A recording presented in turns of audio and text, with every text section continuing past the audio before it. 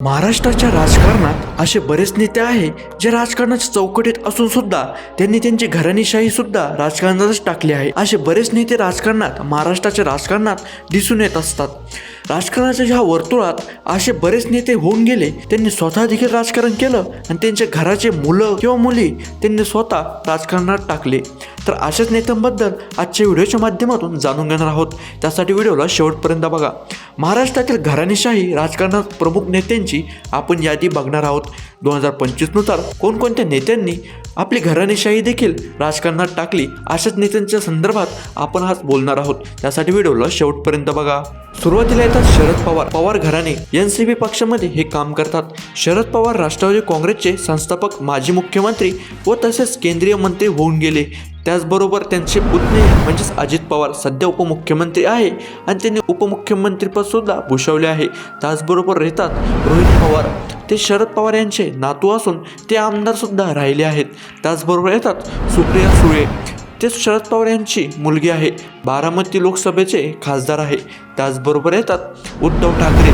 ठाकरे घराणे शिवसेना उद्धव गटमध्ये काम करतात। उद्धव ठाकरे माजी मुख्यमंत्री, शिवसेना उद्धव गट प्रमुख, त्यांचा मुलगा आदित्य ठाकरे आमदार, युवा नेते, माजी पर्यावरण मंत्री।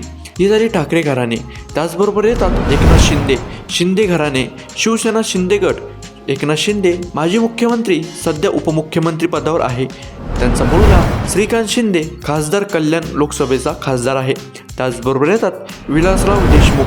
देशमुख घराणे काँग्रेस पक्षामध्ये काम करतात। विलासराव देशमुख स्वर्गीयवासी झाले, माजी मुख्यमंत्री होते। रितेश देशमुख त्यांचा मुलगा आहे, अभिनेता, काँग्रेसच्या प्रचारात सक्रिय असतो।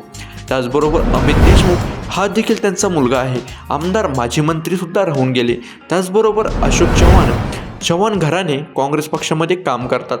शंकरराव चव्हाण स्वर्गीयवासी झाले, माजी मुख्यमंत्री व केंद्रीय गृहमंत्री हे राहून गेले। अशोक चव्हाण माजी मुख्यमंत्री, काँग्रेस नेते हे होते।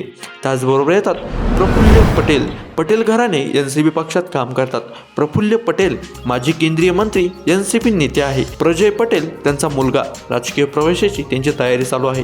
त्याचबरोबर येतात भुजबळ घराणे एनसीपीमध्ये काम करतात। छगन भुजबळ माजी उपमुख्यमंत्री, पंकज भुजबळ त्यांचा मुलगा, माजी आमदार आहे। त्याचबरोबर येतात पृथ्वीराज चव्हाण। चव्हाण घराणे काँग्रेस पक्षामध्ये काम करतात। दयानंद चव्हाण वडील माजी आमदार, त्याचबरोबर पृथ्वीराज चव्हाण माजी मुख्यमंत्री, काँग्रेस नेते आहे। त्याचबरोबर येतात सुले पाटील घराणे एनसीपीमध्ये काम करतात। दिलीप वळसे पाटील माजी गृहमंत्री, वळसे पाटील कुटुंबातील अनेक सदस्य स्थानिक पातळीवर सक्रिय आहे। त्याचबरोबर येतात हितेंद्र ठाकूर। ठाकूर घराणे बहुजन विकास आघाडी वसई येथे काम करतात। हितेंद्र ठाकूर वसईचे माजी आमदार, स्थानिक बालेकिल्ला आहे। किंजर ठाकूर त्यांची पत्नी, वसई विरार महापौर, तसेच सिद्धीश ठाकूर मुलगा, आमदार वसई। घराणेशाहीमुळे परिणाम काय होतात? पक्षामध्ये सत्ता केंद्रीकरण होते, नव्या नेतृत्वाला संधी कमी मिळते। काही भागात विकासासाठी सुसंगत राजकीय लिंक राहते, तर अनेकदा लोकशाहीचा गळा घोटला जातो। स्थानिक राजकारणात फॅमिली वर्चस्व राहते।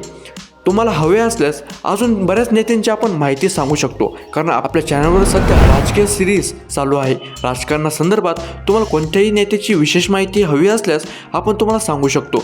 तुम्ही फक्त कमेंट करून सांगा, आम्हाला ह्या नेत्याची माहिती हवी आहे, आपण त्या नेत्याबद्दल विशेष व्हिडिओ बनवून आपल्या चॅनलवर टाकू शकतो।